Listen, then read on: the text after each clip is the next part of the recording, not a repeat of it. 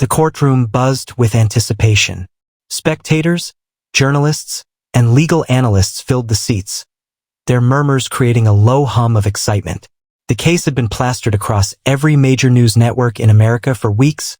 Karoline Leavitt, the White House press secretary under President Donald Trump, was set to appear before a federal judge to defend herself in a high-profile defamation lawsuit.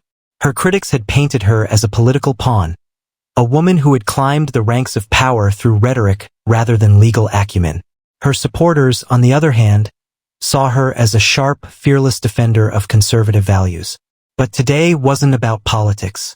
Today was about whether she could outmaneuver one of the country's most feared prosecutors in a legal battle that would either humiliate her or cement her brilliance in history. The courtroom doors swung open. Cameras flashed. Karoline entered, her confidence radiating like a shield. She wasn't flanked by a high-profile legal team, as many expected.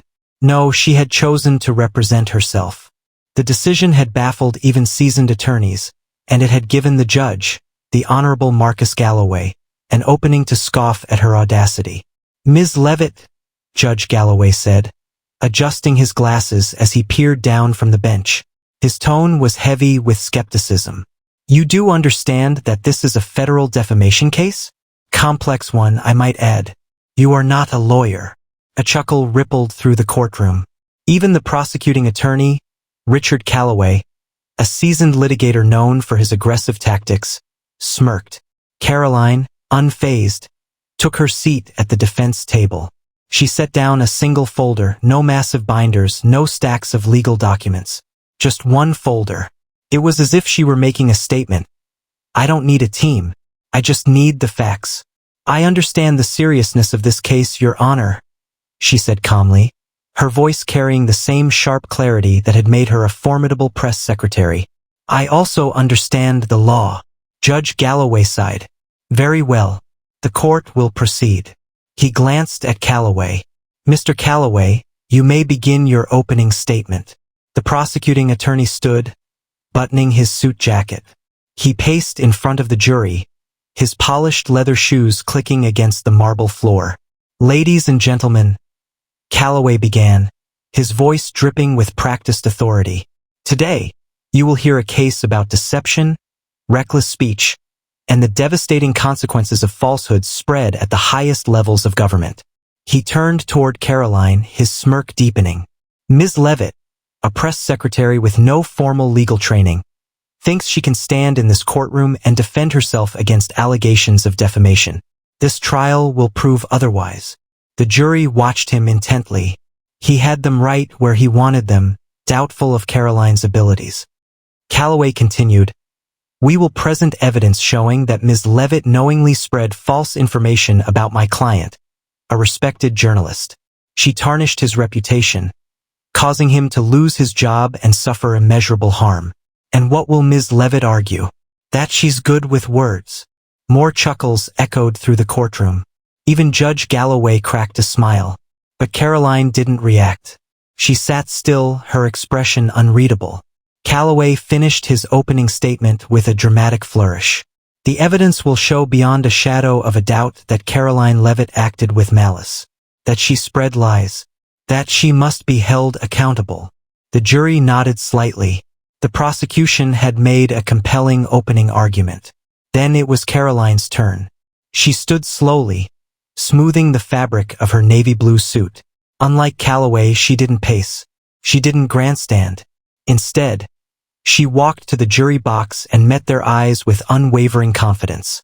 "You've just heard a very dramatic version of the truth," she began, her voice steady. "But I have a different version, one backed by facts, not feelings." She let the words hang in the air before continuing. "This trial is not about whether or not you like me. It's not about politics. It's about truth. And in the next few days, I will show you that the only person deceiving the public is not me, but the man who brought this lawsuit against me." She turned slightly and glanced at Calloway. "And the lawyer who stands beside him." A murmur spread through the crowd. Even Judge Galloway shifted uncomfortably. Karoline smiled ever so slightly. This trial was just beginning. The courtroom was silent for a moment after Karoline's opening statement. Even the spectators, many of whom had come expecting a political spectacle, seemed intrigued. They had expected her to stumble, to look overwhelmed. Instead, she exuded confidence, dangerous confidence. Judge Galloway, who had initially found the situation amusing, cleared his throat. Ms. Leavitt, if you're finished with your opening statement, we will proceed with the prosecution's first witness. Richard Calloway rose, smirking. The prosecution calls Mr. David Kessler to the stand. A tall, middle-aged man with graying hair and wire-rimmed glasses approached the witness stand. David Kessler had once been a highly respected investigative journalist, known for his deep political exposés. However, after a series of scathing allegations made by Karoline during a press conference 6 months ago, he had been fired from his network, his reputation in ruins. He took his seat, adjusted his tie, and placed a hand on the Bible to swear his oath. Calloway approached, wearing the assured expression of a man who knew he was about to land the first blow. Mr. Kessler, Calloway began, can you describe the impact of Ms. Leavitt's statements on your career? Kessler sighed, his voice heavy with bitterness. She accused me of fabricating stories, of spreading misinformation. She implied I had a political agenda rather than journalistic integrity. And because of that, I lost everything. My job, my credibility, my ability to provide for my family. A sympathetic murmur rippled through the courtroom. Calloway nodded solemnly before turning to the jury.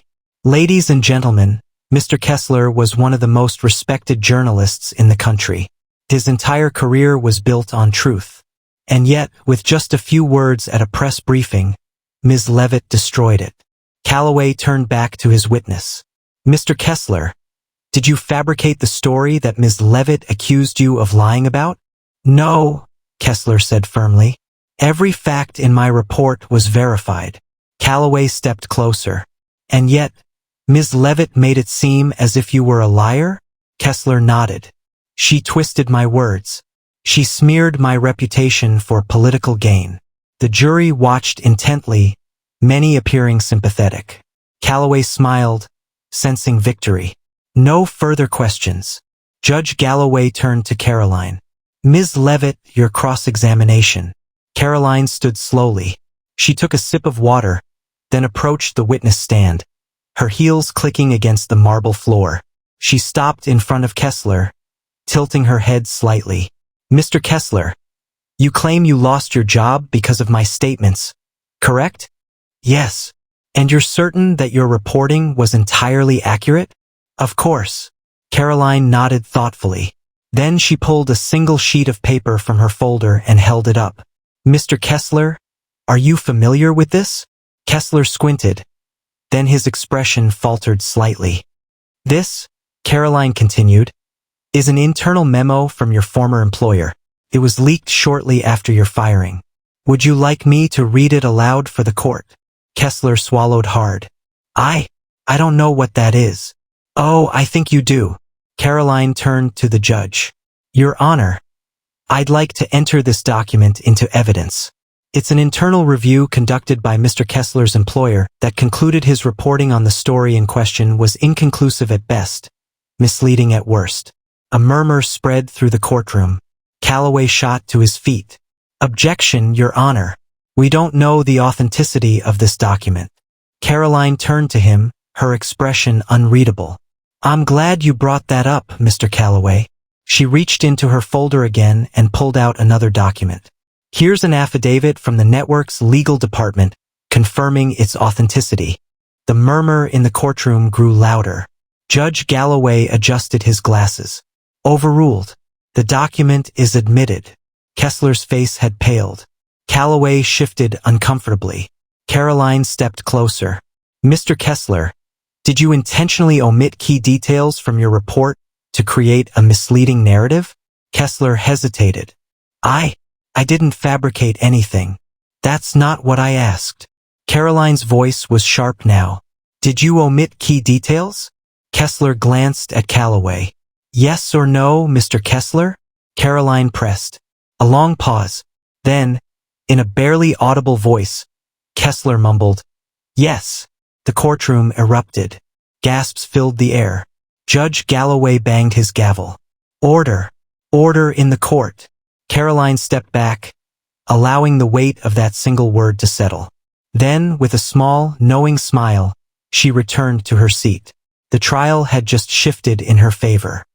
The courtroom had erupted into a frenzy, but Judge Galloway's gavel finally restored order. The moment was undeniable. Karoline Leavitt had just exposed a major weakness in the prosecution's case. Kessler sat in the witness stand, visibly shaken. His credibility, once unquestioned, had taken a devastating hit in front of the jury. Even Galloway, the veteran prosecutor, looked momentarily unsettled. Judge Galloway, who had initially regarded Karoline's decision to represent herself with skepticism, now studied her with a newfound curiosity. He leaned forward slightly. "Ms. Leavitt," he said, rubbing his chin, "I have to admit, I did not expect you to come this prepared." Karoline flashed a polite smile. "I appreciate that, Your Honor. I take my defense seriously." The judge let out a small chuckle. "Clearly." Then he turned to Galloway. "Mr. Galloway, do you wish to redirect?" Galloway hesitated for a moment before nodding. He needed to regain control of the narrative. He approached Kessler, his tone now slightly more cautious. "Mr. Kessler," he began, "though you admitted to omitting certain details, does that mean your report was entirely false?" Kessler straightened, clinging to whatever dignity he had left. "No, my core reporting was still accurate." Galloway turned to the jury, attempting to salvage the situation. "Ladies and gentlemen, what you've just seen is a classic example of deflection. Ms. Leavitt would have you believe that a minor omission erases the entire truth of Mr. Kessler's reporting. But let's not forget why we are here. Ms. Leavitt didn't simply question Mr. Kessler's report. She attacked his integrity. She called him a liar. She spread falsehoods about him. And that's why we're in this courtroom today." He stepped closer to the jury box. "So ask yourselves, does exposing a small mistake make her slander excusable? I think not." He turned back to the judge. "No further questions." Judge Galloway nodded. "Mr. Kessler, you may step down." As Kessler left the witness stand, Karoline watched him carefully. She knew Galloway had managed to soften the blow somewhat, but the damage had been done. The jury had seen the moment he crumbled, and that was what they would remember. Judge Galloway turned back to Galloway. "Prosecution, you may call your next witness." Galloway took a deep breath, regaining his composure. "The prosecution calls Dr. Eleanor Park to the stand." The courtroom doors opened, and a well-dressed woman in her 50s strode in with an air of quiet authority. Dr. Park was a forensic linguist, an expert in the analysis of speech patterns, language, and their impact on public perception. Galloway had brought her in to dissect Karoline's statements with surgical precision. As Dr. Park took the stand and was sworn in, Galloway wasted no time. "Dr. Park, you specialize in forensic linguistics, correct?" "Yes," she said. "I analyze speech patterns, rhetoric, and the effects of language in both legal and social contexts." Galloway nodded. "You were asked to review the statements made by Ms. Leavitt regarding Mr. Kessler. Can you share your findings?" Dr. Park adjusted her glasses. "Yes, Ms. Leavitt's language was carefully crafted to create an emotional response in her audience. She didn't just question Mr. Kessler's report. She framed it in a way that suggested he was deliberately misleading the public. This is a classic strategy used to manipulate perception."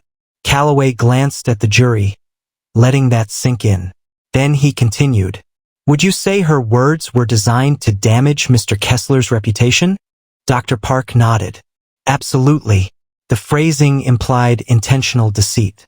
Even if no explicit falsehoods were stated, the implication was enough to ruin his career." Galloway smirked slightly. He had just regained the upper hand. "No further questions." Judge Galloway turned to Karoline. "Ms. Leavitt, your cross-examination?" Karoline stood, taking a moment to gather her thoughts. Dr. Park was a strong witness. A legal expert with academic credentials held weight with a jury, and Galloway knew it. But Karoline wasn't intimidated. She stepped forward. Dr. Park, she began, her tone neutral. You mentioned that my words were designed to create an emotional response. Is that correct? Yes. Karoline nodded. Would you say that this is something politicians, journalists, and even attorneys, such as Mr. Calloway, do on a daily basis? Dr. Park hesitated. Well, yes. It's common in many professions. Karoline tilted her head. So, just to clarify, the mere act of persuasion is not inherently deceptive? Dr. Park adjusted her posture. No, persuasion itself is not deception. But in your case, the intent was to discredit Mr. Kessler. Karoline smiled slightly. Dr. Park, would you say that context matters in forensic linguistics? Of course. Karoline turned to the judge. Your Honor, I would like to submit Exhibit B into evidence. Judge Galloway adjusted his glasses. And what is Exhibit B? Karoline lifted a document. It's the full transcript of the press briefing where I made the statements in question. The prosecution has repeatedly cited only one portion of my remarks, but I'd like the jury to see the full context. Calloway immediately objected. Your Honor, the statements she made were publicly broadcasted. The jury doesn't need a transcript. Karoline turned to him, her eyes sharp. Mr. Calloway, if you're so confident in the interpretation of my words, then surely you won't mind letting the jury see the entire conversation? Judge Galloway raised an eyebrow at Calloway. Then, after a pause, he ruled, Objection overruled. The exhibit is admitted. Calloway clenched his jaw. He had walked into her trap. Karoline handed the transcript to the court clerk. Then she turned back to Dr. Park. Dr. Park, I'd like you to read my entire response. Specifically, the portion that follows the statement the prosecution has been focusing on. Dr. Park hesitated, then read aloud. While I do believe Mr. Kessler's report raises concerns, I encourage the public to examine the full details before forming their own conclusions. A beat of silence. Karoline turned to the jury. Does that sound like defamation? Or does it sound like someone urging critical thinking? The jury exchanged glances. Another crack had formed in the prosecution's case. Dr. Park cleared her throat. That additional context does somewhat soften the previous statement. Karoline smiled. No further questions. As she returned to her seat, Judge Galloway looked at her for a long moment before shaking his head slightly. This time, not in amusement, but in something closer to respect. Calloway felt a bead of sweat form at his temple as he watched the jury absorb Karoline's latest move. He had underestimated her. He thought she'd be an easy opponent, an untrained lawyer stumbling her way through the legal system. Instead, she had exposed his strategy for what it was, a selective, out-of-context attack. He needed to regain control. Judge Galloway leaned forward. Mr. Calloway, do you wish to redirect? Calloway hesitated, then nodded. Yes, Your Honor. He turned back to Dr. Park. Dr. Park, while Ms. Leavitt has provided additional context, does that erase the fact that her original phrasing led to severe public backlash against Mr. Kessler? Dr. Park straightened. No, it does not. Calloway nodded firmly. In other words, the damage was already done. Regardless of the full context, her initial choice of words was enough to tarnish his reputation. Dr. Park sighed. Yes, that is correct. Calloway turned to the jury. So let's be clear. The defense wants you to believe that just because she later encouraged the public to form their own conclusions, it somehow negates the fact that she deliberately framed Mr. Kessler as a liar. He paced in front of them. If someone falsely accused you of theft, but later said, well, maybe you should look into it yourself, would that undo the damage? The jury members shifted, considering the point. Calloway felt a flicker of satisfaction. Then Karoline stood up. Objection, Your Honor. False analogy. Judge Galloway turned to her. Explain. Karoline took a deep breath. In Mr. Calloway's example, the accusation of theft is a direct statement. In my case, I never explicitly called Mr. Kessler a liar. I questioned his reporting, as any White House press secretary should when a misleading narrative is being spread. There is a difference between skepticism and slander. Judge Galloway stroked his chin, considering. Sustained. Calloway clenched his jaw. The judge had just agreed with her. Nothing further, Your Honor, he muttered. Judge Galloway turned to Karoline. Ms. Leavitt, would you like to call your first witness? Karoline nodded. Yes, Your Honor. The defense calls Senator Mark Grayson to the stand. The courtroom murmured as a tall, silver-haired senator walked confidently into the chamber. Mark Grayson was a well-known figure in Washington, a veteran politician who had served under multiple administrations. More importantly, he had been present at the press briefing in question. As he was sworn in, Calloway's lips pressed into a thin line. He knew this witness could be dangerous. Karoline approached the stand. Senator Grayson, can you confirm that you attended the press briefing where I made my statements regarding Mr. Kessler's report? Yes, Grayson replied smoothly. I was standing in the front row. And did you, at any point, interpret my words as a direct accusation of deception against Mr. Kessler? Grayson hesitated. I suppose that's fair to say. Calloway pounced. So whether intentional or not, Ms. Leavitt's words did cause harm. Grayson exhaled. Yes, but that's the risk of public discourse. That doesn't mean she committed a crime. Calloway sighed internally. He had salvaged some ground, but not enough. No further questions, he muttered. Judge Galloway turned to Karoline. You may call your next witness. Karoline stood. The defense calls Dr. Emily Foster, an expert in media influence and public perception. The courtroom murmured again. Dr. Foster was a renowned communications expert, and her testimony would be crucial in breaking down the real reason Kessler's career collapsed. As Dr. Foster entered the courtroom, Judge Galloway stole another glance at Karoline. She wasn't just holding her own. She was winning. Dr. Emily Foster adjusted her glasses as she took the witness stand. A professor of media influence at Georgetown University, she had testified before Congress multiple times on the role of journalism in shaping public opinion. Karoline stepped forward confidently. Dr. Foster, in your expert opinion, how does the media's framing of events impact public perception? Dr. Foster nodded. Framing is one of the most powerful tools in journalism.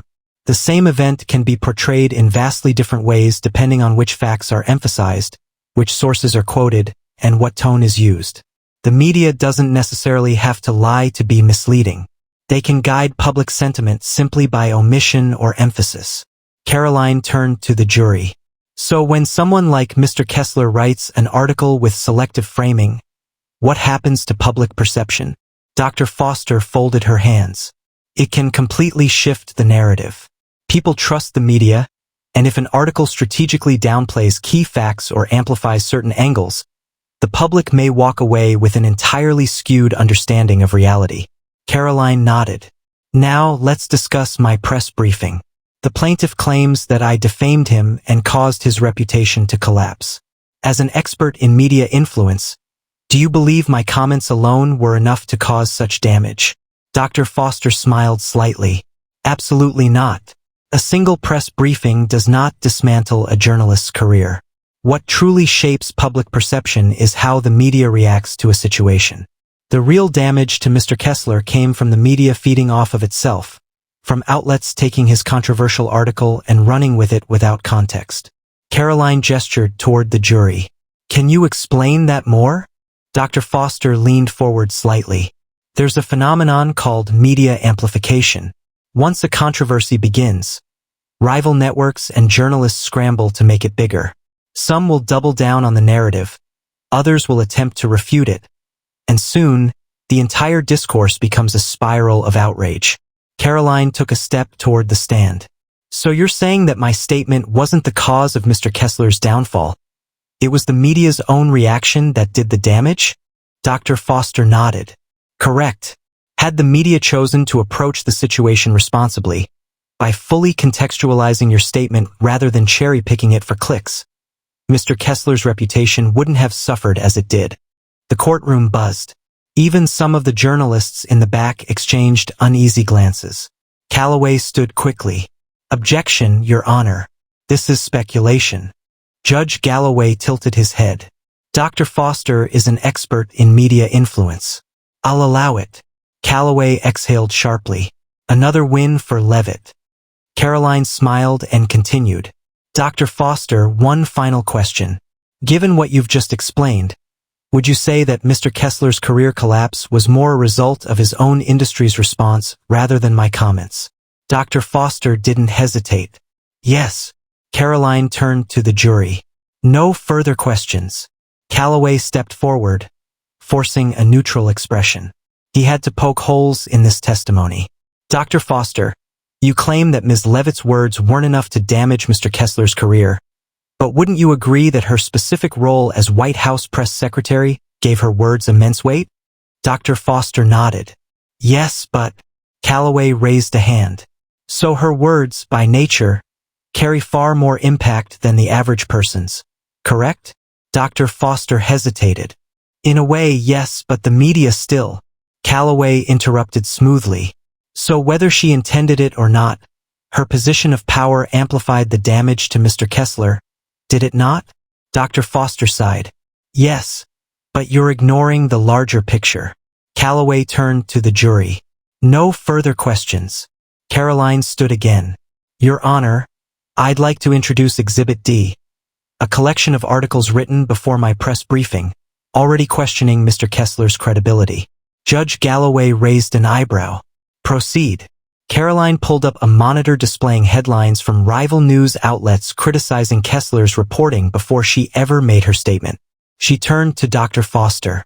Can you describe what these headlines tell us? Dr. Foster nodded. These articles show that Mr. Kessler's credibility was already under scrutiny before Ms. Leavitt's press briefing. This supports the argument that his downfall wasn't caused by her statement. It was a pattern of issues within his own reporting. Karoline faced the jury. So the real reason for Mr. Kessler's ruined reputation was his own reporting, not me. Calloway clenched his jaw. She was dismantling his entire case. Judge Galloway nodded. Court will recess for lunch. We will resume this afternoon. As the courtroom emptied, Calloway stormed toward his team. He needed a new strategy, and fast. After lunch, the courtroom felt charged. Calloway knew he had lost ground, and Karoline Leavitt was gaining momentum. If he didn't shift the narrative soon, his case would collapse. As the court reconvened, Judge Galloway turned to Calloway. Mr. Calloway, do you have another witness? Calloway straightened his tie. Yes, Your Honor. The prosecution calls Matthew Kessler to the stand. A hush fell over the courtroom. This was it, the moment Kessler himself would finally speak. He walked in, his expression a mix of frustration and exhaustion. The toll of the case was evident in the lines on his face. After he was sworn in, Calloway approached him with an air of confidence. Mr. Kessler, can you describe the impact Ms. Leavitt's words had on your life and career? Kessler exhaled. It was devastating. After her comments, I received thousands of hateful messages, death threats, and calls for me to be fired. My employer put me on suspension, and my reputation, built over a decade, was destroyed overnight. Calloway nodded. So you believe that her statement directly led to these consequences? Kessler's eyes burned with conviction. Without a doubt, she painted me as a liar on national television. Even if she never used the word directly, the implication was clear.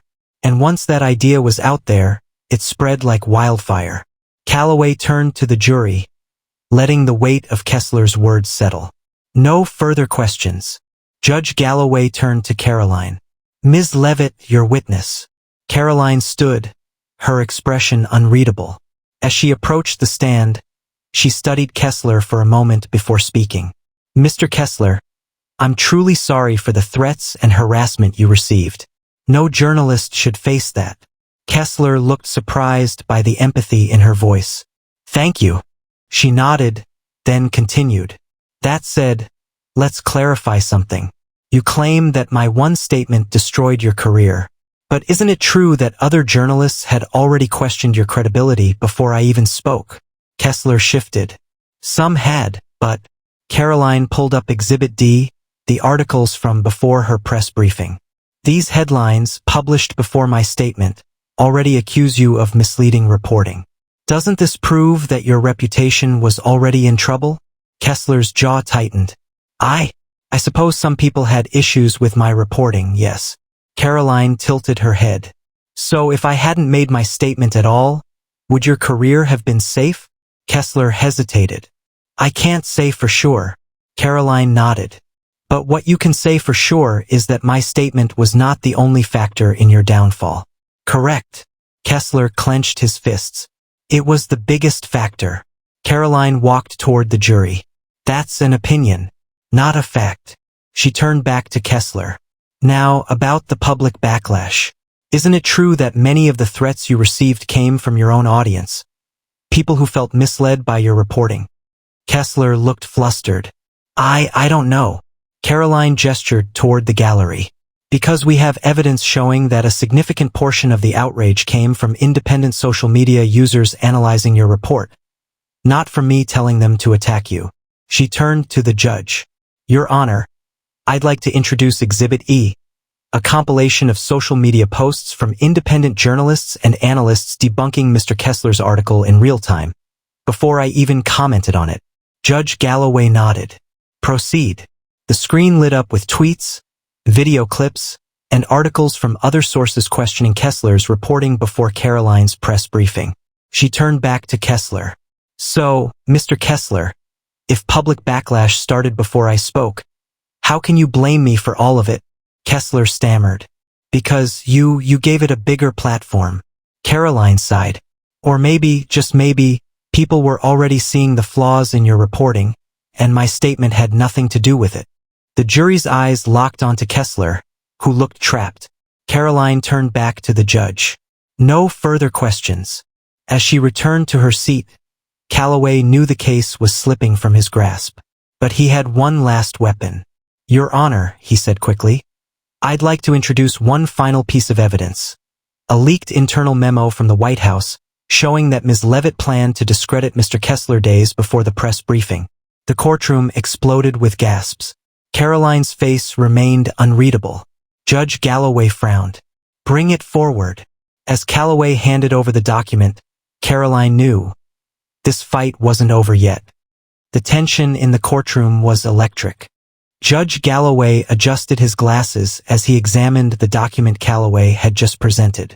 The media cameras clicked furiously, capturing every reaction. Calloway turned toward the jury, his voice confident. This memo, retrieved from an internal White House email chain, shows that Ms. Leavitt was planning to discredit Mr. Kessler even before his controversial article was published. This proves that her press briefing wasn't just an honest response. It was a calculated attack. He walked toward the jury, the memo displayed on the large screen. Ladies and gentlemen, this is the smoking gun. A murmur rippled through the courtroom. Some jurors exchanged glances, while others scribbled notes. Judge Galloway turned to Karoline. Ms. Leavitt, do you have a response? Karoline stood, completely calm. Yes, Your Honor. I'd like to submit Exhibit F, the full version of that memo, not just the cherry-picked section Mr. Calloway has provided. Calloway's confidence flickered. Objection. She hasn't established the authenticity of her document. Judge Galloway raised an eyebrow. Mr. Calloway, you just introduced a memo without confirming its authenticity. You don't get to object to her doing the same. The defense team pulled up the full document on the screen. Karoline walked to the center of the courtroom, her voice steady. This memo does not show that I was planning to discredit Mr. Kessler.